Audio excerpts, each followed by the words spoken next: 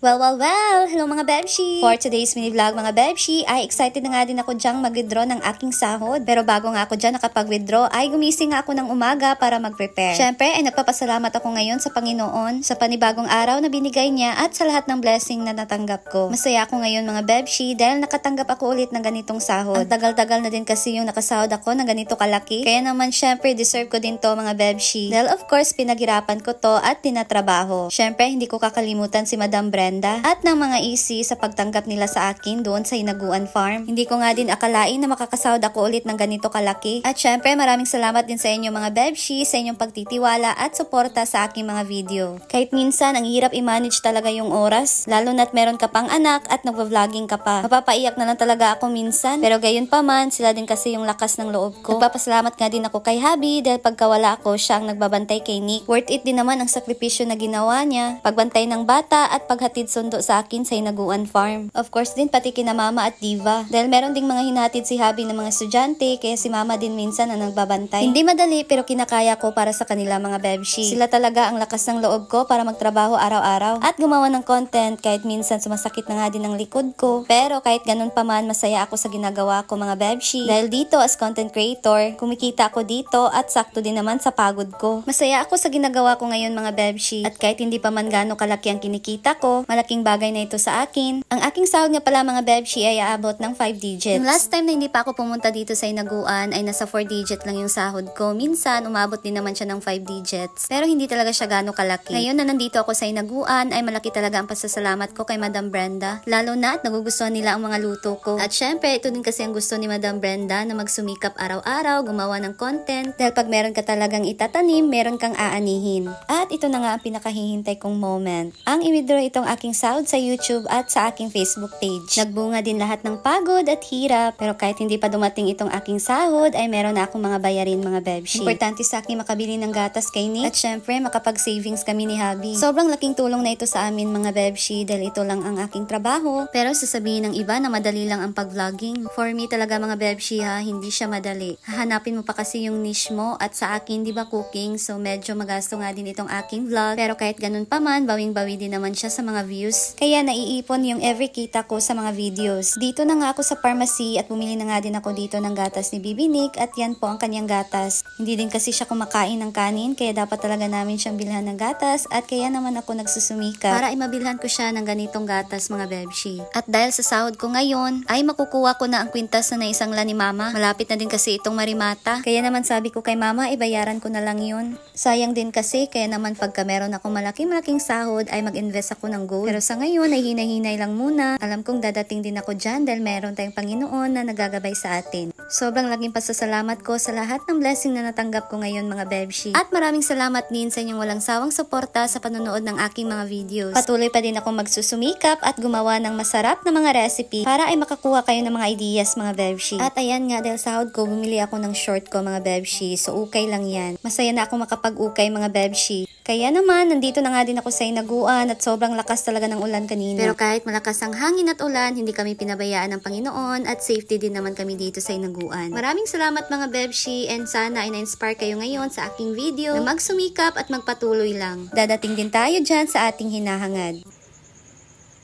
Ayan mga Bebshi, nakasahod na ako sa aking YouTube ko at dito sa aking Facebook page. So, since bumalik ako dito sa YouTube, nakasahod ako pangalawang beses na to since pagbalik ko. So, napakasaya ko ngayon dahil at least nakasahod ako ulit ng ganito kalaki. Ang dali lang din talaga ng pera, no? Pero at least, nakabili ako ng gatas ni Nick. Since ang mahal din kasi ng gatas niya, kaya push talaga.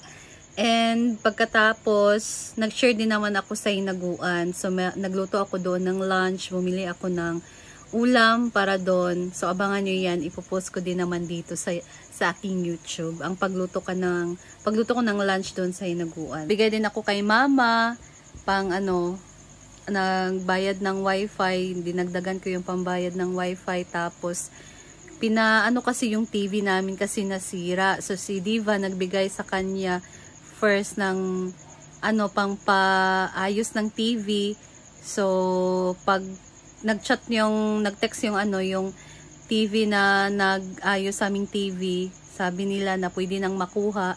And walang pamasahe pagkuha ng TV. So, binigyan ko si mama. Timing din kasi sahod ko. So, binigyan ko si mama ng pamasahe pagkuha sa TV. Kasi kailangan na mag-taxi lang siya. Kasi para hindi na mahirapan. Kasi pag commute, mahirap talaga, diba? Kasi merong malaking TV. Tapos, mag-commute ka. So, medyo mahirap siya. So, nagbigay ako ka mama din ng pamasahe pagkuha sa TV. So, okay lang talaga sa akin na wala nang matira. At least, nakapagbigay ako kay mama, naka-savings kami, nag-invest ako kasi dun sa gold na kay mama na kwintas. So, ako na yung nagdata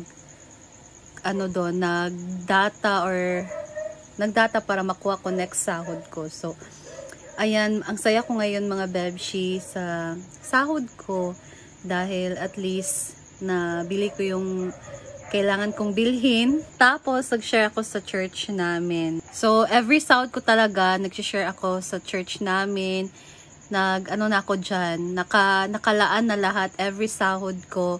Bayad kay Kuya Robert, sa handler ko, sa church, sa gatas ni Nick. So, yan yung tatlong always na nire-ready ko or nilalaan ko every sahod ko. Tapos, savings of course. So, yan na yung wino-workout agad namin ni Habi. Since, na-stop ako diba sa YouTube. Yung last time na sumasahod ako sa YouTube, nagsisavings kami noon. Na-stop nga lang. Kasi, na-stop ako sa YouTube. So, meron naman kaming sinisave, pero paunti-unti lang din naman. Pag merong sahod si Habi din sa kanyang yan trabaho. Ngayon, masaya ako sa natanggap ko. Of course, pasasalamatan ko ang ating Panginoon sa blessing na binigay niya sa akin sa paggawa ng content. Nandyan siya palagi kumukomfort sa akin dahil mga bebshi, grabe. Emotional kasi ako. So, may times na nadadown ako.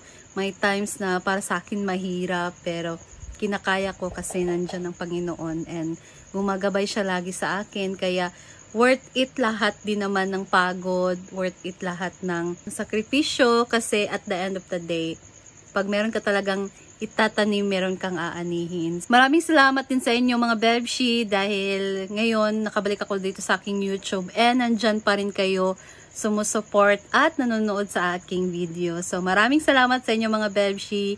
Sana'y patuloy nyo pa rin akong suportahan dito, manood ng aking mga videos. And I hope meron kayong natutunan sa mga sinishare kong video sa inyo, mga recipe. Maraming salamat talaga sa inyo mga bebshi, sa inyong suporta sa akin. Kaya naman, so dito lang muna ako. Maraming salamat.